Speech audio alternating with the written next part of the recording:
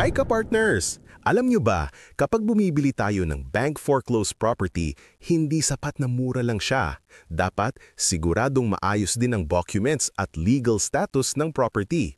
Kaya napaka-importante ng tinatawag na due diligence. So ano ba ang due diligence?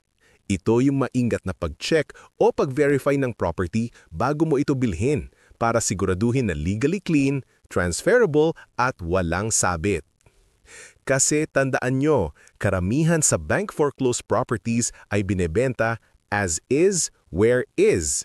Ibig sabihin, kung anong kondisyon ng property ngayon, yun din ang mabibili mo. Walang garantiya mula sa bangko kung may sira ang bahay, may unpaid taxes, o may occupant pa sa loob. Kaya, ikaw mismo ang kailangan mag-ingat at mag-verify bago mag-decide bumili.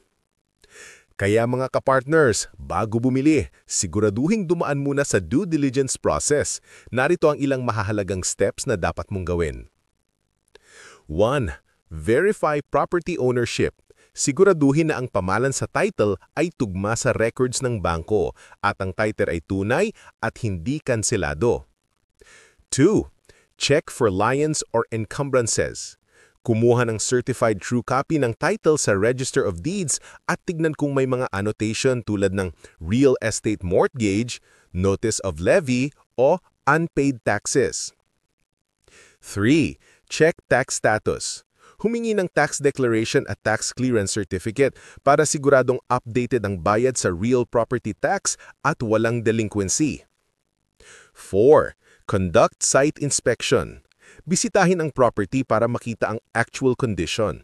Tignan kung may occupants, informal settlers o boundary disputes. 5. Review bank's terms and conditions. Basahing mabuti ang contract, alamin ang lahat ng detalye at if may hidden fees ba at kung tapos na ang redemption period. 6. Check redemption status. Sa ilalim ng Act No. 3135, may 1-year redemption period pa ang dating may-ari. Siguraduhing expired na ito o na-consolidate na sa pangalan ng bangko bago ka bumili. 7. Verify possession and occupancy. Alamin kung vakante ang property o may nakatira pa.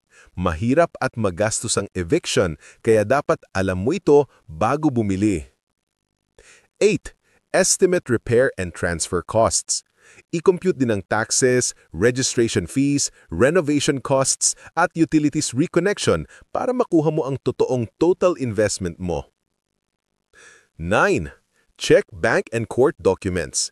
Humingi ng kopya ng Certificate of Sale, Affidavit of Publication, Proof of Consolidation, at kung may bago ng title sa pangalan ng bangko. In short, ka-partners, ginagawa ang due diligence dahil kapag as is, where is, ang buyer ang may responsibility sa lahat ng risk. Kaya bago ka pumirma o magbayad, siguraduhin na alam mo ang lahat, both the good side at possible issues ng property. At kung gusto mong siguraduhin na safe at smooth ang transaction mo, andito ang Philippine Property Homes, handang tumulong sa buong proseso ng due diligence hanggang title transfer.